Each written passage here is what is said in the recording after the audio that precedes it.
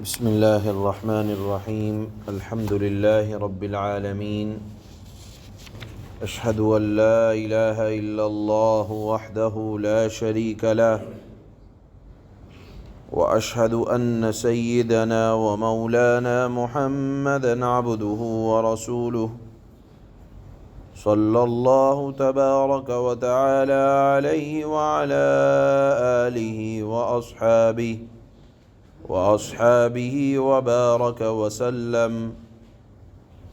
أما بعد فأعوذ بالله من الشيطان الرجيم بسم الله الرحمن الرحيم ألم تر إلى الذين يزعمون أنهم آمنوا بما أنزل إليك وما أنزل من قبلك يريدون أن يتحاكموا إلى الطاغوت وقد أمروا أن يكفروا به ويريد الشيطان أن يضلهم ضلالا بعيدا وَإِذَا قِيلَ لَهُمْ تَعَالَوْا إِلَى مَا أَنزَلَ اللَّهُ وَإِلَى الرَّسُولِ رَأَيْتَ الْمُنَافِقِينَ يَصُدُّونَ عَنكَ صُدُودًا صدق اللہ مولانا العلی العظیم۔ یہاں سے اب جو آیت آج پڑھی جا رہی ہے سورہ نساء کی آیت نمبر 60 سے اب اللہ تعالیٰ ان منافقین کا ذکر فرما رہے ہیں جو اصل میں تو دل سے یہودی رہتے تھے، مسلمانوں کو دکھلانے کے لیے اپنے ایمان کا اظہار کرتے تھے۔ ان کا حال یہ تھا، اللہ نے بیان فرمایا کہ جس معاملے میں ان کو یہ امید ہوتی کہ رسول اللہ صلی اللہ علیہ وسلم ان کے فائدے کی بات کریں گے، ان کے حق میں فیصلہ کریں گے، تو آپ کے پاس اپنی بات لے جاتے یا اپنے مقدمات لے جاتے، لیکن جس مسئلے میں ان کا یہ خیال ہوتا کہ رسول اللہ صلی اللہ علیہ وسلم حق کی بات کریں گے اور فیصلہ منافقین کے خلاف چلا جائے گا، تو وہ مقدمہ آپ علیہ الصلاۃ کے پاس لے جانے کے بجائے کسی یہودی کے پاس لے جاتے۔ یہاں آیت میں اس کو طاغوت کہا گیا ہے۔ طاغوت کے لفظی معنی آتے ہیں سرکش کے اور انتہائی سرکش کے، تو یہ لقب شیطان کو بھی دیا جاتا ہے اور جو سرکشی میں انتہائی درجے بڑھا ہوا ہو اس کو بھی دیا جاتا ہے۔ بہرحال اللہ تعالیٰ نے یہاں منافقین کے حالات کا ذکر فرمایا۔ یہ بھی لکھا ہے کہ یہ آیت ایک خاص واقعے سے تعلق رکھتی ہے کہ جو واقعہ مدینہ منورہ میں اس طرح سے پیش آیا کہ ایک یہودی اور منافق کا باہم کسی معاملے کو لے کر بات خراب ہو گئی۔ یہودی اس معاملے میں حق پر تھا، اس نے کہا کہ چلو ہم فیصلہ حضرت محمد صلی اللہ علیہ وسلم سے کراتے ہیں۔ منافق جو بظاہر مسلمان بنا ہوا تھا اس نے کہا کہ نہیں، حضرت محمد صلی اللہ علیہ وسلم سے نہیں، بلکہ تمہارے جو سردار ہیں کعب بن اشرف، یہ یہود کا ایک بڑا سردار تھا مدینہ منورہ میں۔ منافق نے کہا کہ ان کے پاس چلو۔ یہودی چونکہ حق پر تھا، اس نے جانا کہ حضرت محمد صلی اللہ علیہ وسلم فیصلہ مذہب کی بنیاد پر نہیں فرماتے، فیصلہ ایمان یا غیر ایمان کی بنیاد پر نہیں فرماتے، بلکہ حق اور ناحق کی بنیاد پر فیصلہ ہوگا۔ اور یہودی نے کہا کہ میں حق پر ہوں،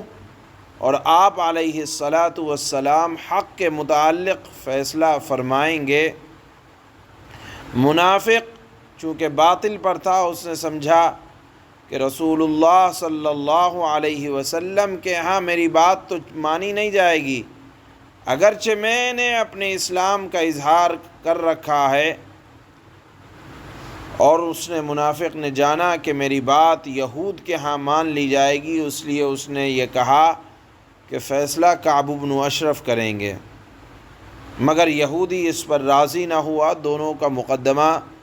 منافق کا اور یہودی کا اللہ کے نبی کی خدمت میں پہنچا۔ یہودی لے کر گیا اور آپ علیہ الصلاۃ والسلام نے حق کے متعلق فیصلہ فرما دیا، یہود کے حق میں فیصلہ ہو گیا۔ منافق نے کہا کہ میں یہ فیصلے پر راضی نہیں ہوں، اور کہا کہ چلو حضرت عمر کے پاس چلتے ہیں، وہ جو فیصلہ فرمائیں گے وہ مجھے منظور ہوگا۔ یعنی اللہ کے نبی کے دربار میں جو فیصلہ ہوا، کہا یہ مجھے منظور نہیں، عمر جو فیصلہ فرمائیں گے، منافق بولتا ہے کہ وہ فیصلہ مجھے منظور ہوگا۔ اور منافق نے یہ بات اس لیے کہی کہ حضرت عمر رضی اللہ تعالی عنہ مذہبی معاملات میں ذرا سخت واقع ہوئے، اور حضرت عمر رضی اللہ تعالی عنہ کے بارے میں اس نے سوچا کہ اللہ کے نبی نے تو میرے مذہب کا خیال نہیں رکھا، اور حضرت عمر رضی اللہ تعالی عنہ چونکہ یہودیوں پر ان کو سخت نفرت ہے، اور وہ ہم مذہب ہونے کی وجہ سے میرے حق میں فیصلہ فرمائیں گے، اور وہ سخت آدمی ہیں، تو اس نے سوچا کہ یہود کے خلاف چلا جائے گا فیصلہ، چونکہ وہ ان کے ہم مذہبی نہیں ہیں، اور میں ان کا ہم مذہب ہوں، میرے حق میں فیصلہ ہو جائے گا۔ یہودی کو اطمینان تھا اور وہ راضی ہو گیا۔ یہودی سمجھتا تھا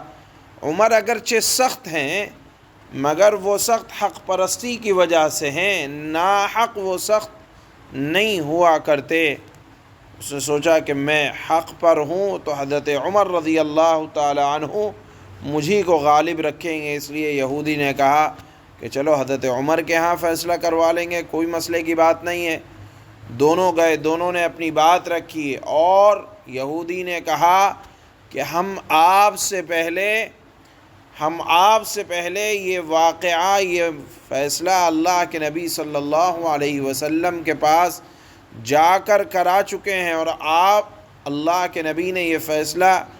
فرما دیا ہے، لیکن یہ کہتا ہے کہ مجھے یہ فیصلہ منظور نہیں، اس لیے اب آپ ہمارے درمیان فیصلہ فرما دیں، اس لیے کہ یہ آدمی یہ کہتا ہے کہ میں عمر کے فیصلے پر راضی رہوں گا۔ حضرت عمر نے فرمایا کہ اچھا یہ بات ہے، تم ٹھہرو یہیں، میں بھی آتا ہوں اور واپس آ کر تمہارا فیصلہ کرتا ہوں۔ حضرت عمر گھر کے اندر تشریف لے گئے اور وہاں سے اپنی تلوار لائے، اور واپس آنے کے بعد منافق کے ساتھ قتال فرمایا، اور فرمایا کہ جو شخص رسول اللہ صلی اللہ علیہ وسلم کے فیصلے سے راضی نہ ہو، اس کا یہی فیصلہ ہے۔ عام حضرات مفسرین نے لکھا ہے کہ اس منافق مقتول کے ورثاء نے حضرت عمر رضی اللہ تعالی عنہ پر ظلم کا دعویٰ کیا، اور قسمیں کھانے لگے کہ حضرت عمر کے پاس تو صرف اس لیے گئے تھے کہ وہ باہم صلح کرا دیں، اور منافق کے کفر کی اس کے ورثاء تعویلیں کرنے لگے۔ اس پر یہ آیت نازل ہوئی جو آج ہم پڑھ رہے ہیں۔ بعض روایات میں آتا ہے کہ اسی بنیاد پر اللہ کے نبی صلی اللہ علیہ وسلم نے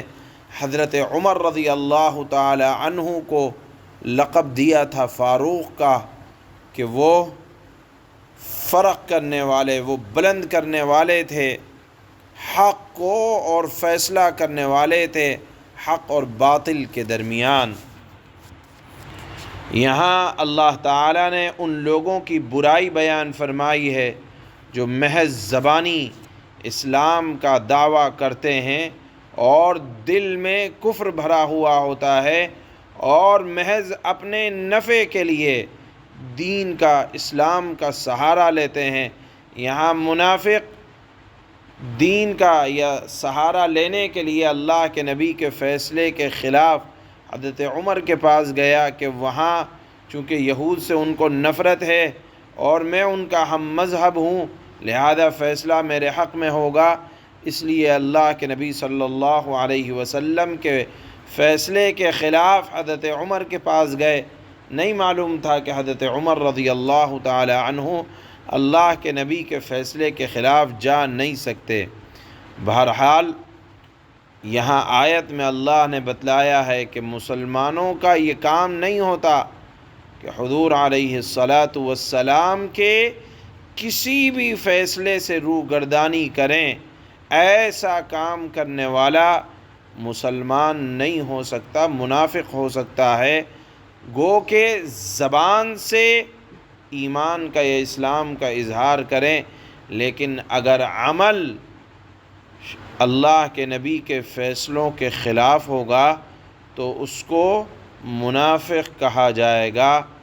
اور یہاں اللہ تعالیٰ نے انہی کی برائی آیت میں بیان فرمائی ہے۔ اللہ فرماتے ہیں أَلَمْ تَرَ إِلَى الَّذِينَ يَزْعُمُونَ أَنَّهُمْ آمَنُوا بِمَا أُنزِلَ إِلَيْكَ وَمَا أُنزِلَ مِن قَبْلِكَ يُرِيدُونَ أَن يَتَحَاكَمُوا إِلَى الطَّاغُوتِ وَقَدْ أُمِرُوا أَن يَكْفُرُوا بِهِ وَيُرِيدُ الشَّيْطَانُ أَن يُضِلَّهُمْ ضَلَالًا بَعِيدًا۔ اے پیغمبر، کیا آپ نے ان لوگوں کو نہیں دیکھا جو یہ دعویٰ کرتے ہیں کہ وہ اس کلام پر بھی ایمان لے آئے ہیں جو آپ پر نازل کیا گیا ہے، یعنی قرآن پر، اور اس پر بھی جو تم سے پہلے نازل کیا گیا تھا، لیکن ان کی حالت یہ ہے کہ وہ اپنے مقدمے کا فیصلہ کرانے کے لیے طاغوت کے پاس لے جانا چاہتے ہیں۔ طاغوت سے مراد یہاں سرکش شیاطین ہیں یا انسانوں میں سے جو سرکش لوگ ہیں، اور یہ بھی ہو سکتا ہے کہ وہ واقعہ جو منافق اس کا فیصلہ کرانے کے لیے یہودی سردار کے پاس لے جانا چاہتے تھے، اس کی طرف بھی اشارہ ہے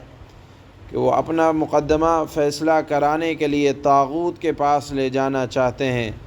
حالانکہ ان کو حکم یہ دیا گیا ہے کہ وہ اس طاغوت کا یعنی سرکش لوگوں کا کھل کر انکار کریں، اور شیطان چاہتا ہے کہ انہیں پھٹکار پر پرلے درجے کی گمراہی میں مبتلا کر دے۔ وَإِذَا قِيلَ لَهُمْ تَعَالَوْا إِلَى مَا أَنزَلَ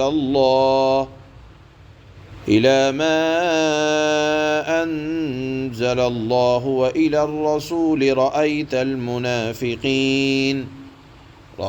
الْمُنَافِقِينَ يَصُدُّونَ عَنْكَ صُدُودًا۔ اور جب ان منافقین سے کہا جاتا ہے کہ آؤ اس حکم کی طرف جو اللہ نے نازل کیا ہے اور آؤ رسول کی طرف، تو تم اے مخاطب ان منافقوں کو دیکھو گے کہ وہ تم سے پوری طرح منہ موڑ بیٹھے ہیں۔